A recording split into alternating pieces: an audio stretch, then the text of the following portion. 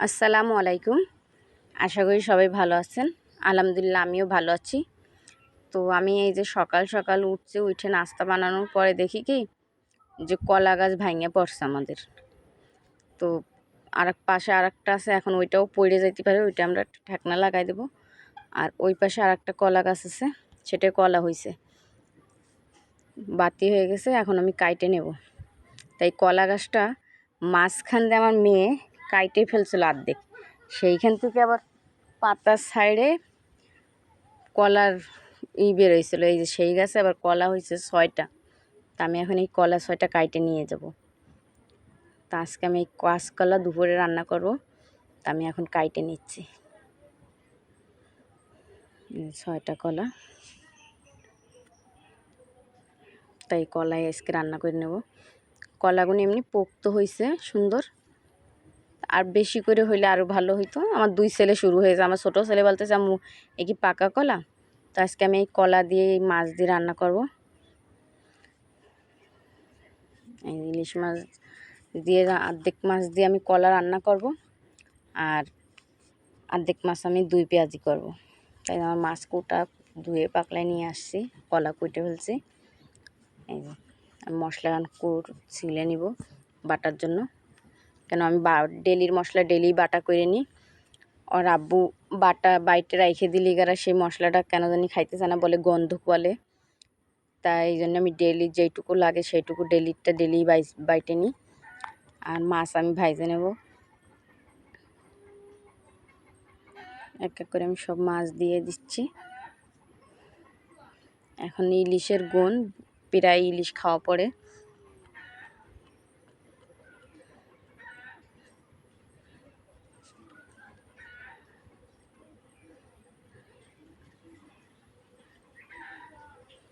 মাছ ভাজার সাথে সাথে আমি কিন্তু মশলাও ফিশে নিচ্ছি। মশলাটা আমার ফিশা হয়ে গেলে আমি করে নেব।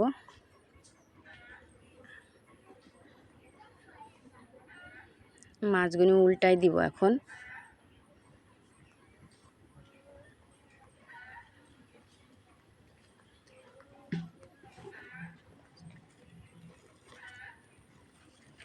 সুন্দর করে আমার মাছ ভাজা হয়ে গেছে, কিন্তু আমি এই মাছ আরও ঘুরাই ফিরাই ভাজবো, কেন এটা মচমচের যাহাতু ভাজা হবে, 2 পেঁয়াজি হবে, এতে কোনো মশলা দিব না আমি।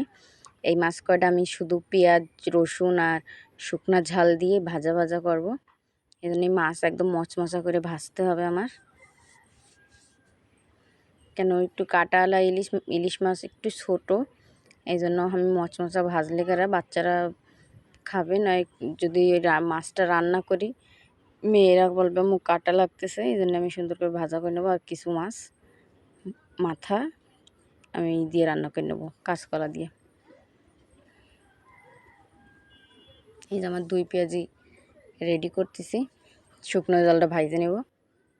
কেন যদি ওর আব্বুর লাগে ঝাল, সে শুকনো জল ভাত দিয়ে খাইয়ে নেবে পেঁয়াজ দিয়ে মাছ দিয়ে।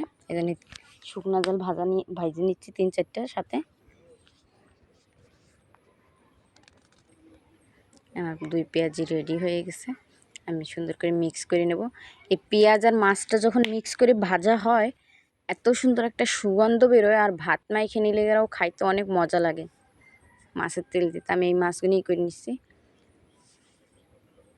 তা আমার এটা হয়ে গেছে, আমি এটা নামাই নিব।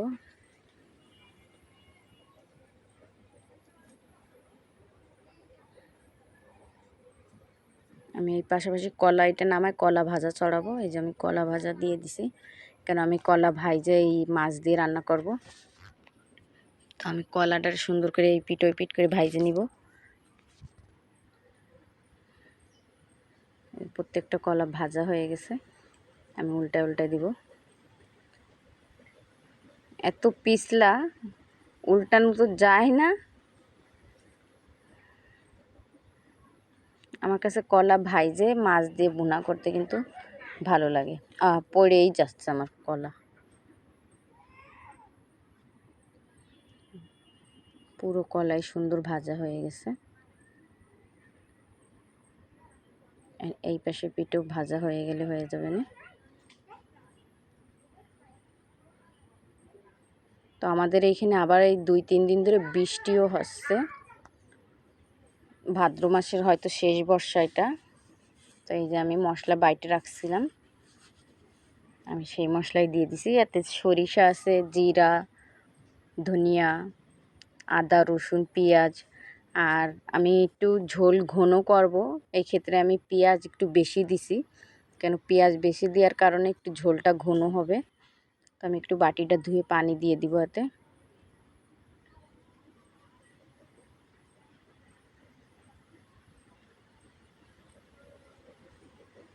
সুন্দর করে আগে কষায় নেব, তারপরে আমি কলাটা দিব এতে। আমার কষানো হয়ে গেছে, মশলাটা একদম দেখেন আপনারা ভুনা হয়ে গেছে, তেল উঠে আইছে। আমার মশলা একদম কমপ্লিট। এর ভিতরে আমি কলা দিয়ে দেবো, আর দেরি করার দরকার নেই আমার। এবার ভালো করে আমি এটা কষে নেব।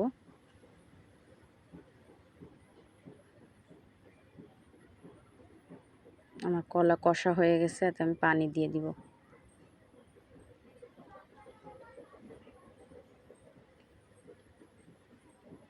তো আমার এই কলার তরকারিটা হইলেই হয়ে যাবে। তার মধ্যে আমার মেয়ে বলতেছে যে আম্মু একটু ডাল ভর্তা করে দিও। তা আমি এই রান্নার পরে চুলায় অল্প একটু ডাল সেদ্ধ রেখে দিব, পরে ডাল ভর্তাটা করে দিব। তো আমার এই তরকারিটা হইলে হয়ে যাচ্ছে। মাছ দিয়ে দিচ্ছি। তো আশা করি এই ভিডিওটি আপনাদের কাছে ভালো লাগবে। তো আমার এই ভিডিওটি আপনাদের কাছে যদি ভালো লাগে তো অবশ্যই আমার চ্যানেলটাকে সাবস্ক্রাইব করবেন, শেয়ার করবেন বেশি বেশি।